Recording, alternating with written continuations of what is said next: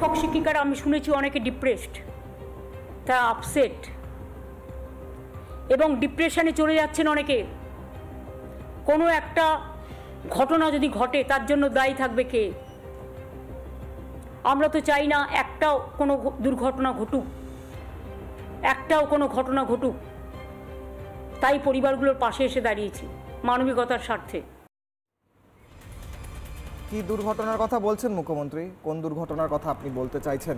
আপনি ডিপ্রেশনের কথা বলছেন, অবসাদের কথা বলছেন। প্রত্যেকের কাছে যাওয়ার আগে আমি জিজ্ঞেস করব যে আজ সবচেয়ে বেশি অবসাদগ্রস্ত আপনার কারণে, আপনার প্রশাসনের কারণে, ব্রাত্য বসু যিনি লুকিয়ে আছেন, যার মুখ দেখা যাচ্ছে না, তার কারণে আপনি অবসাদগ্রস্ত মুখ্যমন্ত্রী খুব চিন্তিত হয়ে পড়েছেন। উনি বলছেন কিছু অঘটন হয়ে গেলে ইত্যাদি। আমার লজ্জা লাগছে এগুলো শুনতে। এর কি প্রতিক্রিয়া দেবেন? উনি তো খুব চিন্তিত আপনাদের জন্য। শুনুন, এই প্রসঙ্গে বলে রাখি তাহলে, আমি একজন মানুষ সে খেটে পড়াশোনা করে চাকরি পেয়েছে, তারপর সে সংসার প্রতিপালনের জন্য তার যা যা করণীয় সেগুলো করার জন্য সে লোন নিয়েছে বা ঋণ নিয়েছে যেখান থেকে হোক, তারপর সে তার মনে হয় যে তা আবার 6 বছর চাকরি করার পর তাকে ওই জায়গায় তাকে পরীক্ষা দিতে হবে, পরীক্ষা দিয়ে তাকে আবার তার যোগ্যতার মানদণ্ড পেরিয়ে আসতে হবে। আমরা কতবার যোগ্যতার মানদণ্ড পেরোবো? প্রতিটি স্তরে আমরা যোগ্যতার মানদণ্ড পেরিয়ে এসেছি। রিটিন টেস্ট হলো, অ্যাকাডেমিক স্কোর, রিটিন টেস্টের নাম্বার এবং ভাইবার নাম্বার যোগ করে আমাদের প্যানেল প্রকাশ হলো। সেখানে আমাদের যা যা রেশিও মেনটেন করে আমাদের ডাকতে হয় সেই অতিক্রম করে আমরা এসছি এখানে। তারপরে কি হলো, কে চুরি করলো, তাহলে তাই যদি হয়ে থাকে, যে দোষী করেছে তাহলে আইন ব্যবস্থা তাই হোক। যে দোষী সিবিআই প্রমাণ করেছেন তাহলে তাদেরকেই দোষী সাব্যস্ত করে তাদেরকে বিচার ব্যবস্থায় রাখা হোক। আমি এটা সমগ্র বিচার ব্যবস্থার উপর আমি এখানে বলছি, হাত জোড় করে বলছি, সকল বিচারপতিকেও বলছি, এখানে বিচারপতিদের আমি সম্মান জানিয়ে বলছি, যারা এখানে সিবিআই দ্বারা চিহ্নিত হয়েছে, আইডেন্টিফাইড হয়েছে, তাহলে তাদেরকে কেন আমাদের সঙ্গে গুলি দেওয়া হলো? এটা নিয়ে আইনজীবীর কাছে যাও। আমার প্রশ্ন হচ্ছে, কাজী মাসুম আক্তার, আমার প্রশ্ন হচ্ছে, মুখ্যমন্ত্রী মমতা বন্দ্যোপাধ্যায় অত্যন্ত চিন্তিত, এনারা ডিপ্রেসড বলে। মুখ্যমন্ত্রী মমতা বন্দ্যোপাধ্যায় বলছেন বিজেপি সিপিএম করেছে, বিজেপি সিপিএম এর কারণে সবার চাকরি গেছে। বিজেপি সিপিএম তখন ক্ষমতায় ছিল, বিজেপি সিপিএম এর তখন প্রশাসন ছিল। পার্থ চ্যাটার্জি বিজেপি করে নাকি কুন্তল ঘোষ সিপিএম করে? কিভাবে দায় ঝাড়ার চেষ্টা করছেন মুখ্যমন্ত্রী? দেখুন, আমি বিস্মিত হয়ে যাচ্ছি। হাইকোর্টের বিচারকগণ, সুপ্রিম কোর্টের বিচারকগণ যারা এই রায় দিয়েছেন, তারা বিকাশ রঞ্জন ভট্টাচার্যের কথায় দেখি ওঠে আর বসে। এটা দুটো প্রখ্যাত বিচারালয়, সুপ্রিম কোর্ট এবং হাইকোর্টকে অবমাননা করা। লজিকে কথা হবে, জাস্টিস যে সিদ্ধান্ত দেবে, যে বিচার দেবে, সেটা যুক্তিসঙ্গত, তত্ত্বভিত্তিক, আইন ভিত্তিক, কোনো অ্যাডভোকেট ভিত্তিক হওয়ার কথা নয়। তার মানে বলা যাচ্ছে যে বিচারকদেরকে যখন তখন ছেলে খেলা করানো যায়। কোনো অ্যাডভোকেট মনে করলে তাকে উঠাতে পারে, আবার বসাতে পারে। এটা সুপ্রিম কোর্টকে অসম্মান। আর তিলোত্তমা যে মারা গিয়েছে, একটি মানুষ অত্যাচারিত হয়ে মারা গিয়েছে। আমি বলছি, তিলোত্তমার মতো এই মুহূর্তে যে খবর, 26,000 চাকরি প্রার্থী শুধু নয়, তাদের গোটা পরিবারকে হত্যা করা হয়েছে। কত? 26,000 পরিবার, তাদের বউ বাচ্চা, তাদের স্বামী বাচ্চা, তাদের বাবা মা। মায়ের ওষুধ কেনার পয়সাটা ওখানে ছিল।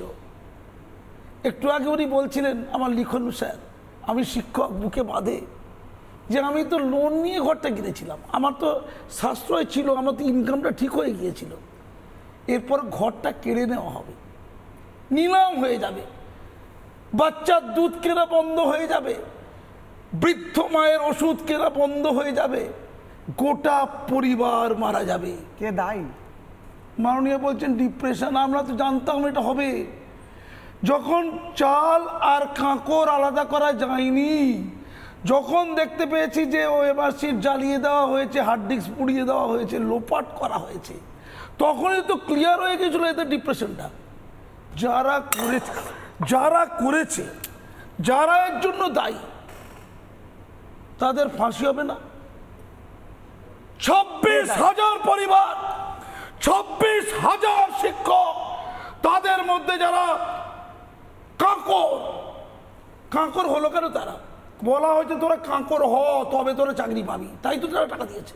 ঘটি বাটি বিক্রি করে দিয়েছে, অন্যায় করেছে, কিন্তু দিয়েছে এই পরিবেশ রাজ্যে তৈরি করা হয়েছে যে টাকা দাও চাকরি নাও, এই পরিবেশ তৈরি করা হয়েছে। বিজেপি সিপিএম করেছে না, একটু বলিনি, সেই তাদেরকে 12% সুস্থ টাকা ফেরত দিতে হবে। আগে তাদেরকে নির্বাচন করা হোক, তারা কারা, সেই নির্বাচন তো এখন ঠিকঠাক হয়নি। তারা কারা এই নির্বাচনকে ঠিক করা হয়েছে, হলে তো চাল আর কাঁকড় পুরোপুরি আলাদা করা যেত, হলেই তো হাইকোর্টে দফা রফা হয়ে যেত, ভালো শিক্ষকদের চাকরি যেত না। আর ওরা বলছে যে আবার চাকরিতে বসবে। মাননীয়, আপনি এমএ পাস করেছেন না ইসলাম হিস্ট্রিতে, আপনাকে আবার এমএ পরীক্ষায় বসতে দেওয়া হবে, পাস করবেন তো? যারা আইপিএস আইএএস ডব্লিউবিসিএস 10 বছর 15 বছর আগে যারা পাস করে চাকরি করছে, তাদেরকে আবার আইএস আইপিএস ডব্লিউবিসি পরীক্ষা বসতে দাও, পাস করবে? 5% পাস করতে পারবে না, এদেরকে নাকি পরীক্ষা বসতে হবে। আমি অবাক হয়ে যাচ্ছি, যারা পাপ করলো তারা মানব হত্যার জন্য দায়ী, একটা পরিবারকে হত্যা করার জন্য দায়ী, তাদের জামিন অযোগ্য দ্বারা যাবজ্জীবন হবে, তাদের কি ফাঁসি হবে? মাননীয়, তাদেরকে নির্বাচন করুন, করে তাদেরকে একটা ব্যারিকেডের মধ্যে আনুন, নিয়ে তাদেরকে পুলিশের হাতে তুলে দিন, হাজতে তুলে দিন। আমি শোনাবো বিজেপি সিপিএম কে ন্যায় দেওয়ার জন্য সরকার কি বন্দোবস্ত করছে, কি করছে। কিন্তু মমতা বন্দ্যোপাধ্যায় বিজেপি সিপিএম কে টার্গেট করছেন। মমতা বন্দ্যোপাধ্যায় বলছেন বিজেপি সিপিএম করেছে, কি বলেছেন শুনবো আজকে আলোচনায়। তরুণরা ধ্বংস হয়ে যাচ্ছে। আজকে তারা কোন মুখে বড় বড় কথা বলে? তাদের দায়বদ্ধতা নেই, দায়বদ্ধতা ছিল না, এবং আমি বিশ্বাস করি এটা বিজেপি করিয়েছে এবং সিপিএম করিয়েছে। এর জবাব তারা আগামী দিন ভালোভাবে পাবেন। নানা ধরনের কন্টেন্ট দেখার জন্য লাইক করুন, শেয়ার করুন আমাদের ফেসবুক পেজ, সাবস্ক্রাইব করুন আমাদের ইউটিউব চ্যানেল। পাশাপাশি অন্যান্য ব্রেকিং নিউজের জন্য অবশ্যই চোখ রাখুন রিপাবলিক বাংলায়।